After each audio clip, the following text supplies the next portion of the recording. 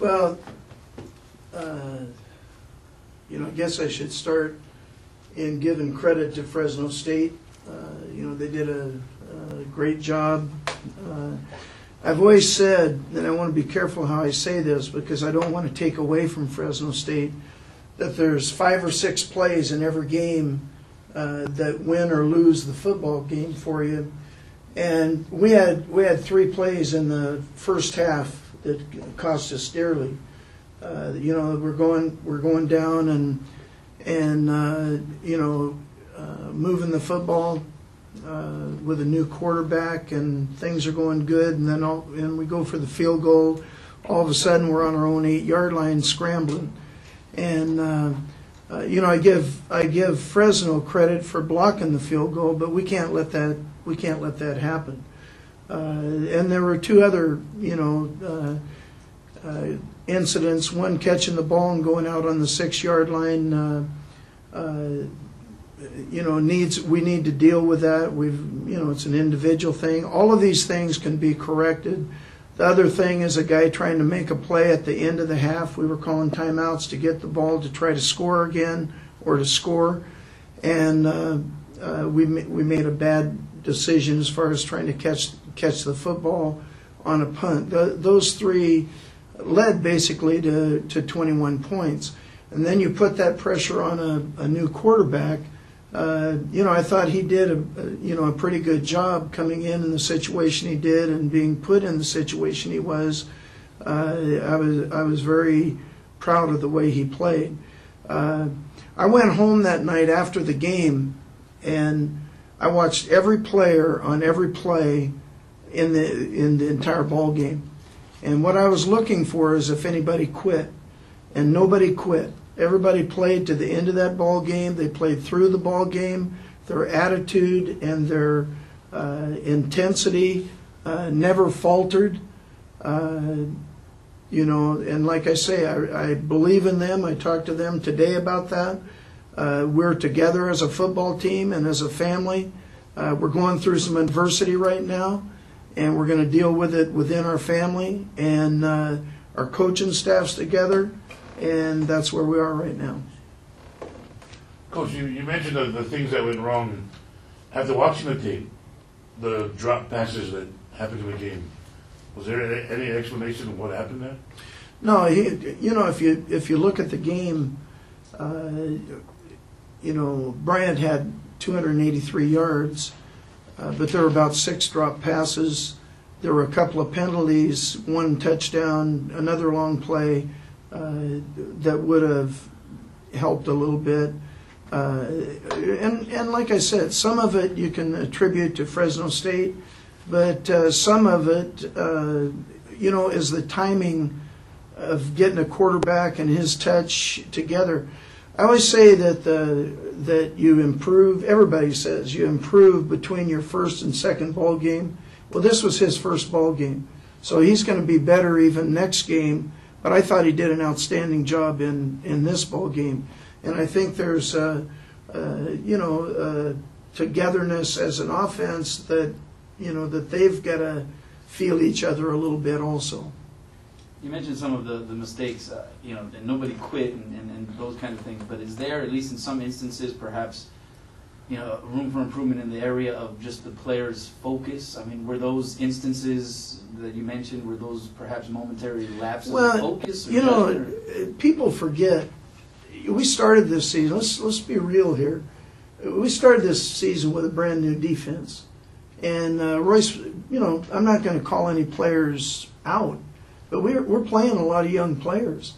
And young players make mistakes. It doesn't have anything to do with focus. It has to do with that we have a young football team. Now, I want to make sure, and the thing is, we're not the same team that we even started in camp with. We have been beat up. We have been hurt. We've lost our middle backer. Our quarterback is back in the hospital now, who was leading the country.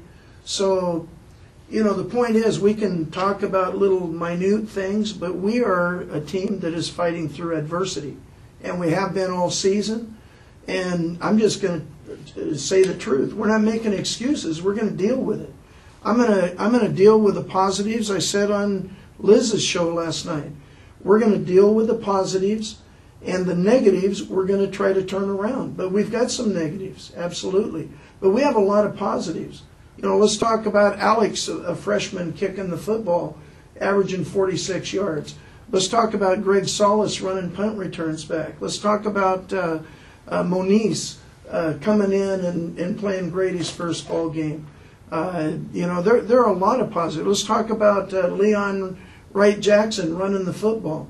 What those mistakes, those 3 mistakes caused is we had to go away from our original game plan. So I'm going to deal with the positives. A lot of people are dealing with the negatives. I don't have time for that. I've got a team that's a great bunch of guys that want to stick together, and coaches that are working their tail off, and I don't have time to listen to or deal with the negative out there. All I care about is my football team. Is Greg Salas going to be the punt returner? That's going to be a game time decision. What inspires you after the game, maybe hearing from Moniz or in talking with him, that gives you the sense that what he did in the 4th, he's now capable to carry on to the next game? Well, it's his first ball game. It's his first Division I ball game, his first ball game in, 2 years? I thought that was pretty good. Just from the naked eye, I thought he did a heck of a job. And he had 6 passes. He should have had about 400 yards, even without the drop balls. But the thing is, what I like about him is his composure. I like his class. I like his positive, his leadership ability. I like his accuracy. I like the way he delivers the ball. And that's his first ball game. So he's got a pretty good crew to work with, and they've got to gain confidence. That was our first game as an offense, basically, in my eyes. And we're going to improve next week. And we faced a pretty good football team. How are you feeling about the offensive line? I think the offensive line's doing a heck of a job. We gave up 1 sack. We didn't have any penalties in the first half. We're down to our third right tackle. LaPepa was out of the game, has been gone for a couple of weeks. Adrian Thomas hurt his back, and we put a backup offensive guard at tackle, and he was nervous, got a couple of illegal procedure penalties. He was fighting for his life out there, doing everything he could. I think the offensive line's doing a heck of a job. I thought it was a lot better than the week before. I thought we improved. They've been doing a good job, with the exception of the Louisiana Tech game. Was a pretty bad game for all of us. So I thought they did fine. Adrian going to be okay next week? I'm not sure. Or LaPepa? No, he won't be. So no. Actually, and Ieru had an ankle, and Mayatona had a... That's right. Mayatanga may not make the trip. That ankle's just nagging. Is not healing. He gets 5 reps in one game and 10 in another, and he's our best tackle, and he's trying to do it, but he's not healing, and not going to put him through the pain. And right now, I have to talk to our staff, our doctors and our medical staff, trainers, but I can't see going on like this. What's the story with Alexander? You mentioned he's back in the hospital? Yeah, it's a tragic story. He was in so much pain he couldn't even watch the ball game, and he's got infection in his knee, and he went last night. He had it operated on again, so he's going to be in the hospital for another week. Wow. Yeah. The operation go well last night? Yes, it relieved his pain. Is that just to treat the infection, or? Yes. Idaho. Yeah, Idaho. I have a lot of respect for Rob Akey. This is his 3rd year in the program. He's taken his lumps, and they're doing a heck of a job. I've watched all the film on him, and They are a competitive, strong, smart football team, really playing well at home. They play in the Kibbe Dome, and it's as loud as the King Dome or any dome you want to be in, or if not louder. And they've got everybody behind them. They've got a quarterback that's throwing the ball really well. They've got 3 running backs. Jackson has always been their best one, and now he's their 3rd best one. They've got a big running back, and their offensive line is playing good defense. So special teams, they've really improved. So, their offense is under the direction of Steve Axman, who's a very good coach. So, their program has grown into a situation where they're really competitive right now. Does it sound weird to hear that Idaho's 5-1? Not really, because when Chris Tormey was there, they were kicking tail too. So, and when I was there, we had a good football team. That was a long, long time ago. But it might sound that way around here recently, but I know some of their history. How do you prepare your team for with some of the guys' injuries that you have, having to go away again, going to a place where the team is 5-1, going to a place where a win for them this week means they're bowl eligible for the first time in Lord knows how long. How do you prepare them differently, or do you get them mentally, prepared for something like that? No, we prepare like we do for any ball game. This is an important ball game to us because we've got to win 7 games to go to a bowl game also. So this is very important to us. And we're both playing for bowl games. And we will, we've already started. We met this morning. We're going to practice this afternoon. We leave Wednesday. So we'll get 3 practices in here. Then we'll practice there and have a walkthrough on Friday. The one big difference is obviously we have to work on the silent count because they'll be yelling when our offense is, and it'll be really loud in there. But that's a different thing. Going forward, dealing with adversity, trying to remain focused on the positive. Going forward, where does the improvement come from? Will that come from just continued reps in practice from these guys, waiting for it to kind of click in certain areas? Yeah, I think that offensively, we were leading the country. I think we're going to be back there. I mean, I don't know about leading the country in the past, but I think we've got our stuff together offensively. We have a good group of guys. I think we're going to be fine. Defensively, we have to continue to get better. We improved on our running game to the point where we would have played a lot better the week before. See, we're in a flux there too. I mean, we're playing middle linebackers. We're playing, we're not going to switch people around. We've just had a lot of injuries, and we're trying to hold together. And guys are missing practice because they're injured and playing in ball games, and it's something that we just have to do. That's football, and defensively we did a lot better job of keeping our gaps. We did a lot better job of wrapping up because that was a real running game we faced this last week.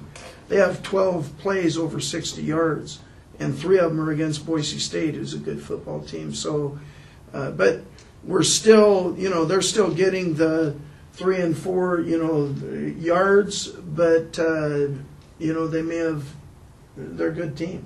You mentioned it's part of football. Every coaching staff has to deal with injuries and those kinds of things. But how much does this test a coaching staff having to go through these kinds of scenarios with starting quarterbacks going down and other defensive players going down and just that kind of thing?